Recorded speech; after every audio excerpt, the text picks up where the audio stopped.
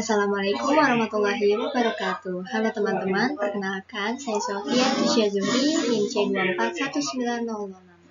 Saya merupakan anggota dari kelompok 1 Praktikum Biologi Perikanan. Nah, hari ini kita akan membahas mengenai materi-materi yang telah kita pelajari pada sesi UTS dan UAS kemarin.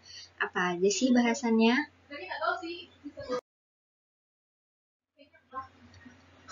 Nah, ini dia pokok bahasan yang akan kita bahas sedikit. Yang pertama ada materi pertumbuhan, kedua reproduksi, dan yang ketiga adalah makanan. Nah, pada aspek pertumbuhan kita mengukur beberapa parameter, yaitu ada distribusi frekuensi panjang, ada hubungan panjang dan bobot, dan juga faktor kondisi. Nah, untuk distribusi frekuensi panjang itu mempelajari mengenai jumlah ikan yang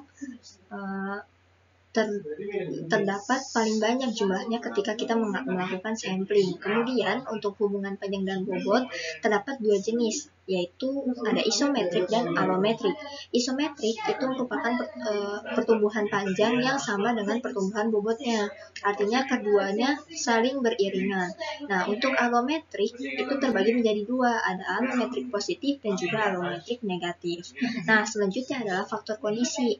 Faktor kondisi merupakan parameter yang melihat bagaimana kondisi lingkungan habitat dari ikan tersebut dengan keadaan ikan tersebut. Artinya apabila lingkungannya baik, maka faktor kondisinya pun bagi ikan akan juga baik. Artinya ikan tersebut dapat hidup dengan nyaman di lingkungan habitatnya. Nah, selanjutnya kita membahas mengenai aspek reproduksi. Yang pertama kita membahas tentang proporsi kelamin. Nah, proporsi kelamin artinya perbandingan antara jumlah ikan jantan dan juga jumlah ikan betina. Di sini akan terdapat dua pembahasan. Artinya nanti apakah jumlah ikannya itu seimbang atau tidak. Kalau tidak, bisa jadi jumlah ikan yang jantan juga bisa jumlah ikan yang betina itu lebih banyak jumlahnya. Kemudian untuk tingkat kematangan gonad. Nah, tingkat kematangan gonad ini bertujuan untuk melihat seberapa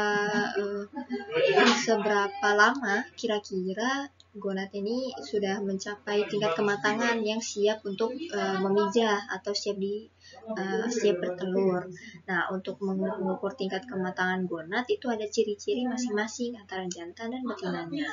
Kemudian untuk yang ketiga adalah indeks kematangan gonad. Indeks kematangan gonad ini berkaitan erat dengan tingkat kematangan gonad, di mana tingkat kematangan gonad ketika sudah mencapai TKG keempat, itu indeks kematangan gonadnya atau IKG juga akan bernilai besar. Karena dilihat dari rumusnya sendiri, yaitu bobot gonad dibagi dengan bobot tubuh. Semakin besar tingkat kematangan gonadnya, artinya semakin dia matang, maka gonadnya akan berukuran semakin besar dan nilai IKG-nya pun akan besar. Selanjutnya adalah fekunditas. Fekunditas adalah jumlah telur yang terdapat pada gonad ikan, terutama gonad betina ya, itu telurnya seberapa banyak sebelum dia dipijahkan. Artinya ketika dia sudah ber-TKG 3 atau TKG 4, sudah siap untuk memijah. Nah, yang terakhir adalah diameter telur. Diameter telur ini juga dilihat ketika kita menganalisis. Yang lebih mudah adalah dengan bantuan mikroskop untuk melihat ukurannya, karena ukuran telur itu sangatlah kecil. Nah, selanjutnya yang terakhir adalah aspek makanan.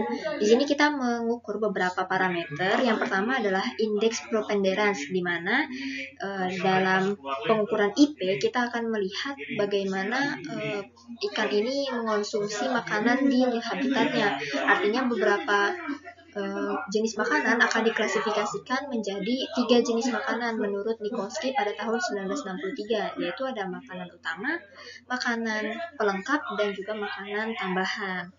Nah, untuk yang tumpang tindih, ini menggambarkan apakah antar spesies atau antar jantan atau betinanya itu mengonsumsi jumlah makanannya sama atau tidak. Kalau iya, maka tumpang tindihnya pun akan besar.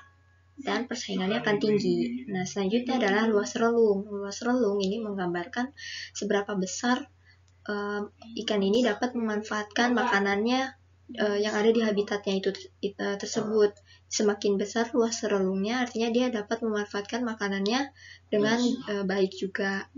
Kemudian yang selanjutnya ada indeks stomach content atau ISC. Ini mengukur mengenai isi lambung dari ikan.